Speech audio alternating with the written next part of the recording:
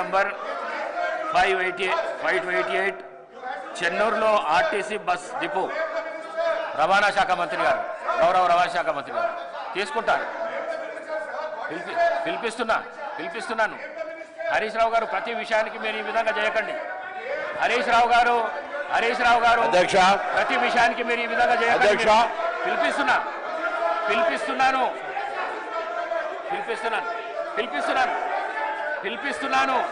మీరు కూర్చోండి. అధ్యక్ష, అప్పుడప్పుడు అధ్యక్ష అధ్యక్ష అధ్యక్ష అధ్యక్ష అధ్యక్ష అధ్యక్ష మంత్రి గారు ఉద్దేశం నేను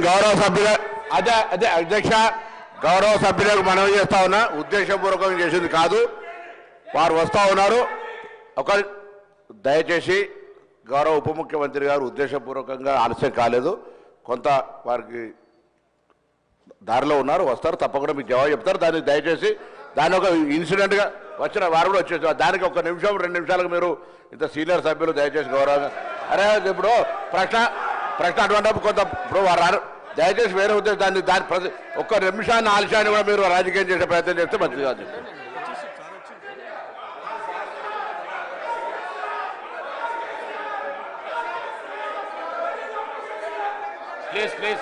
ప్లీజ్ రామ్మోహన్ రెడ్డి గారు, ప్లీజ్ ఐదయ్య గారు కూర్చోండి. మీరు కూర్చోండి. ప్లీజ్ కూర్చోండి. ప్లీజ్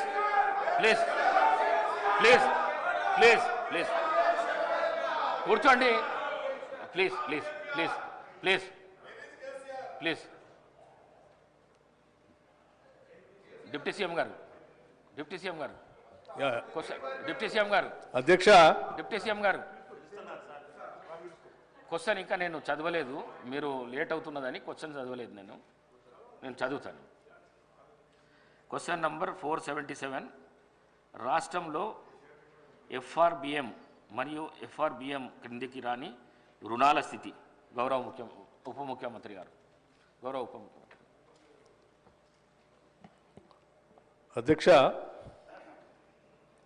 2023 డిసెంబర్ 7వ తేదీ నుండి ఇప్పటి వరకు ప్రభుత్వేతర రంగాలకు ఇచ్చిన గ్యారంటీలు ఏమిటి అని వారు అడిగినటువంటి ప్రశ్నలకి నేను నిర్దిష్టమైనటువంటి సమాధానాలు మీ ద్వారా సభకి ఈ రాష్ట్రాన్ని కూడా తెలియజెప్పాలని అనుకుంటున్నాను. 2024 నవంబర్ వరకు గ్యారంటీ ఇచ్చినవి 51,277.71 కోట్లు. ఇక డ్రా చేసినవి కూడా 51,891.44 కోట్లు.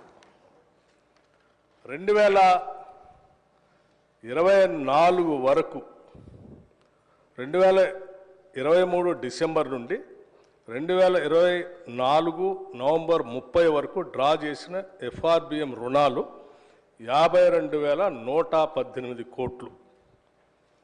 అట్లాగే అధ్యక్ష, 2023 డిసెంబర్ నుండి 2024 నవంబర్ 30 వరకు కార్పొరేషన్లో ఎస్పీవీలు డ్రా చేసిన ఎఫ్ఆర్బిఎం ఏతర రుణాలు 61,991.14 కోట్లు.